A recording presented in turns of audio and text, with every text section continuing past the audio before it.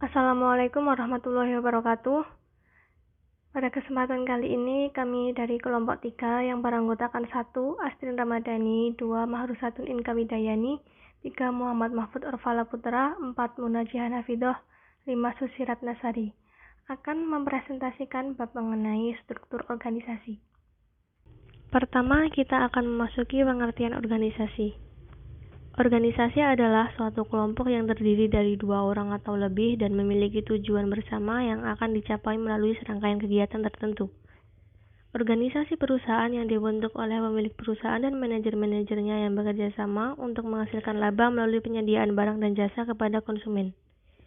Jadi, elemen sumber daya manusia merupakan unsur utama dalam setiap organisasi.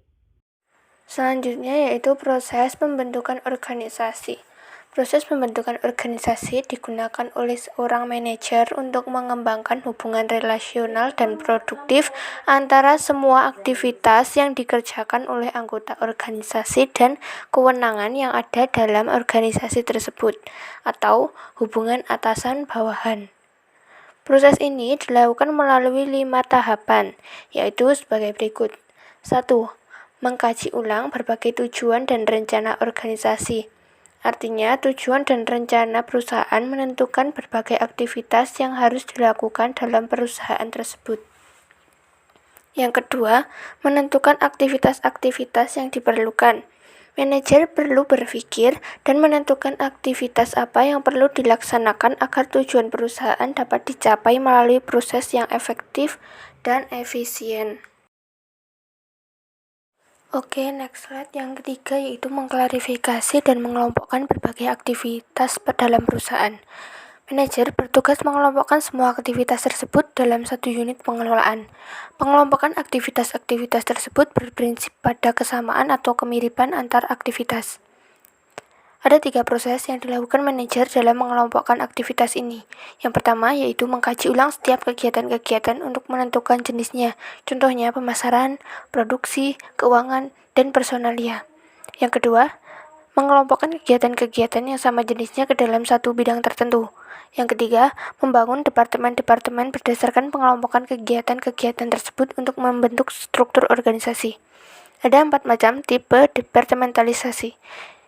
Yang pertama yaitu departementalisasi fungsional atau functional departmentalization, yaitu mengelompokkan aktivitas-aktivitas yang memiliki kesamaan fungsi, misalnya produksi, pemasaran, keuangan, personalia, dan sebagainya.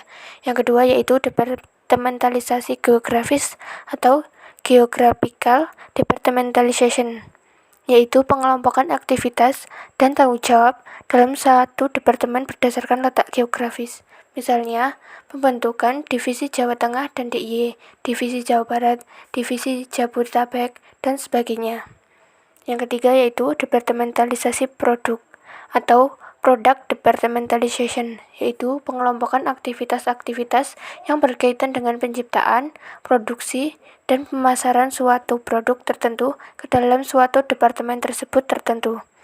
Yang keempat yaitu departementalisasi konsumen atau customer departmentalization, yaitu pengelompokan aktivitas-aktivitas dan sumber daya dalam suatu departemen berdasarkan kesamaan kebutuhan konsumen tertentu.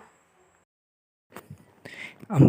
Menugaskan pekerjaan dan mendelegasikan wewenang kepada pihak yang bersangkutan. Menegaskan aktivitas-aktivitas yang harus dilakukan individu-individu dan mendelegasikan wewenang yang layak kepada mereka untuk menyelesaikan tugas. Merancang hierarki perusahaan, menentukan hubungan vertikal dan horizontal dalam organisasi. Hubungan vertikal berkaitan dengan tanggung jawab, sedangkan horizontal berkaitan dengan berhubungan kerja antar departemen. 5. Bagian organisasi sebagai berikut. Siapa melaporkan kepada siapa? Berapa banyak bawahan untuk masing-masing manajer? Saluran komunikasi formal antara unit-unit kerja atau departemen? Bagaimana perusahaan departementasisasi aktivitas yang dikerjakan dalam masing-masing pekerjaan?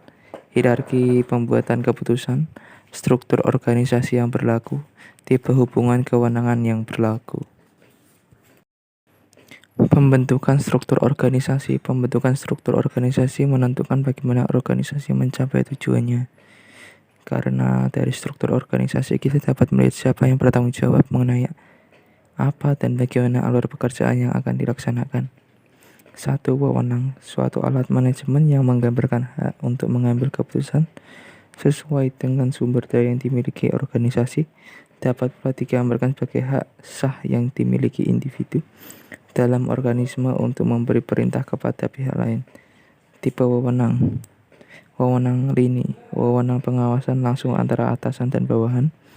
Wewenang staf, wewenang untuk mendukung operasi perusahaan dalam bentuk pemberian saran. Wewenang fungsional untuk mengambil keputusan mengenai aktivitas tertentu yang dilakukan oleh individu-individu dari departemen lain. 2. Kesatuan perintah. Prinsip kesatuan perintah ini adalah persyaratan bahwa setiap orang dalam suatu organisasi hanya menerima perintah atau bertanggung jawab dan melapor kepada satu orang. 3. Kekuasaan. Kepemilikan kekuasaan akan meningkatkan aktivitas manajer karena dapat memiliki kekuasaan. Seorang manajer akan mampu mempengaruhi orang lain serta melebihi kewenangan formalnya. Wewenang pada prinsipnya bersifat posisional, sedangkan kekuasaan bersifat personal. Sumber kekuasaan, kekuasaan posisi, kekuasaan penghargaan, kekuasaan hukum, kekuasaan referen, kekuasaan ahli. Yang keempat yaitu delegasi, yang menggambarkan adanya transfer wewenang formal yang arahnya ke bawah atau kepada bawahan. Tahap pendelegasian wewenang: A. Penugasan pekerjaan, B. Delegasi wewenang, C. Penerimaan tanggung jawab. Yang kelima yaitu rentan kendali atau span of control. Rentang kendali menunjukkan jumlah bawahan yang diawasi dan dibimbing oleh seorang manajer yang ditentukan oleh beberapa faktor, seperti sifat pekerjaan bawahan, kemampuan manajer, kemampuan dan pelatihan bawahan itu sendiri, kesediaan manajer untuk mendelegasikan wewenang dan filosofi perusahaan dalam mengambil keputusan. Yang keenam, sentralisasi versus desentralisasi. Konsep ini menunjukkan filosofi perusahaan yang berfokus pada salah satu dari dua kemungkinan berikut. A. Dikonsentrasikannya wewenang pada tangan satu atau beberapa orang. Atau B. Wewenang tersebut didelegasikan dan disebarkan ke bawahan-bawahan dalam struktur organisasi tersebut. Tipe-tipe struktur organisasi. Ada beberapa tipe struktur organisasi yang tersedia bagi perusahaan untuk memilih struktur bagaimana yang layak dan sesuai dengan proses pencapaian tujuan perusahaan. Yang pertama, struktur organisasi lini atau line organization. Tipe organisasi semacam ini divisualisasikan dengan adanya garis-garis lurus ke bawah dalam bagan organisasi. Garis-garis ini menunjukkan wewenang yang bermula dari tingkat atas yang berhubungan tingkat tersebut dengan tingkat-tingkat di bawahnya, sampai pada tingkat operasional. Yang kedua, struktur organisasi lini dan staf, line atau line and staff organization. Tipe ini hampir sama dengan tipe organisasi lain, tetapi tipe ini melibatkan adanya staf yang bertugas sebagai asisten dan konsultan terhadap permasalahan-permasalahan yang dihadapi manajer lini. Tipe ini melibatkan ketiga tipe wewenang yang telah disebutkan sebelumnya, yaitu wewenang lini, staf, dan fungsional. Tipe-tipe struktur organisasi yang selanjutnya adalah struktur organisasi matrik. Kadang-kadang perusahaan menghadapi berbagai proyek yang harus diselesaikan dalam waktu tertentu dan melibatkan berbagai pengetahuan dan keahlian yang berbeda di dalam organisasi. Proyek-proyek semacam ini membutuhkan tipe organisasi matrik karena ini mengelompokkan ahli-ahli dari berbagai departemen untuk bekerja pada suatu proyek dan hal ini hanya bersifat sementara. Struktur organisasi tim. Struktur ini relatif baru dan banyak dilakukan oleh beberapa organisasi.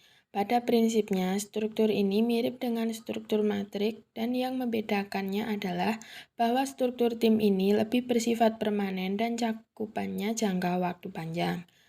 Anggota tim berasal dari semua unit fungsional yang ada dalam organisasi dan bertanggung jawab kepada orang manajer yang sama. Struktur organisasi jejaring. Struktur organisasi terkini yang ada adalah struktur network atau sering disebut sebagai dynamic network. Organisasi jejaring ini memberikan fokus pada pembentukan unit-unit kecil yang melaksanakan semua aktivitas fungsional organisasi dan fungsi-fungsi krisis organisasi lainnya secara kontrak. Organisasi informal. Organisasi informal adalah suatu jaringan hubungan personal dan sosial yang timbul secara spontan ketika seseorang berinteraksi dengan orang lain dalam lingkup pekerjaan. Organisasi informal ini tidak direncanakan dan dirancang oleh manajemen, serta tidak pula ditunjukkan dalam bagan organisasi. Salah satu contoh organisasi informal ini adalah arisan kantor. Manajer tidak dapat mencegah adanya munculnya organisasi informal dalam perusahaan sehingga manajer perlu untuk memahami dan bekerja sama dengan organisasi-organisasi informal tersebut. Organisasi informal memenuhi kebutuhan karyawan untuk bersosialisasi.